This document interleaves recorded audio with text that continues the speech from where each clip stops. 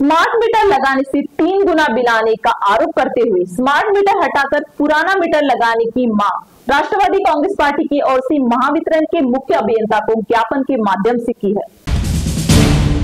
Smart meter लगाने से 3 गुना बिजली का bill आने का आरोप लगाते हुए स्मार्ट मीटर हटाकर पुराना मीटर लगाने की मांग का ज्ञापन पूर्व नगराध्यक्ष दीपक जायसवाल के नेतृत्व में शहर उपाध्यक्ष राहुल देवतले ने राष्ट्रवादी कांग्रेस पार्टी की ओर से महावितरण की मुख्य अभियंता को सौंपा। इस समय उन्होंने बताया कि चंद्रपुर शहर में महावितरण विभाग के कर्मचारी स्मार्ट मीटर लगाने के लिए हर वार्ड में घूम रहे हैं और जिनकी मीटर अच्छे हैं उन्हें भी हटाकर जबरदस्ती स्मार्ट मीटर लगाए जा रहे हैं। इससे नागरिकों की आर्थिक स्थिति खराब हो रही है और इस बिजली के बिल का भुगतान करना आम आदमी के लिए संभव नहीं है। इसके लिए महावितरण चंद्रपुर के मुख्य अभियंता से चर्चा करके जिन बिजली धारकों ने स्मार्ट मीटर लगाए हैं परंतु उन्होंने आपत्ति जताई है कि उनके स्मार्ट मीटर हटाए जाए और जो बिजली धारक स्मार्ट मीटर लगाने के इच्छुक है उनके मीटर लगाए जाए। मीटर लावण्याची विद्युत धारकांकडे बळजबरी स्मार्ट मीटर लावण्याची जी सुरुवात महावितरण कंपनीने केली आहे त्या महावितरण कंपनीचा आम्ही जाहीर निषेध करतो।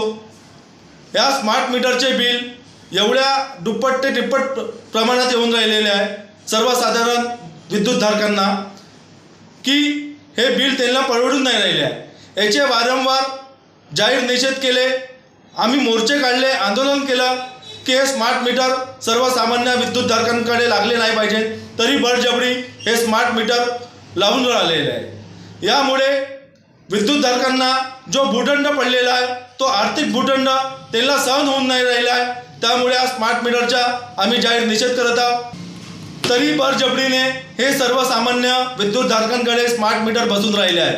हे स्मार्ट मीटर लवकरात लवकर काढावी अशी मागणी आम्ही महावितरण कंपनीला वारंवार पत्राद्वारे केली आहे। आताही आम्ही आमचे लोकनेते श्री दीपक बाबू जायसवाल यांच्या माध्यमातून हे महावितरण कंपनीला स्मार्ट मीटर या ज्या ज्या ठिकाणी लागले ते मीटर काढावी अशी राष्ट्रवादी पक्षातर्फे आमची मागणी राहणार आहे।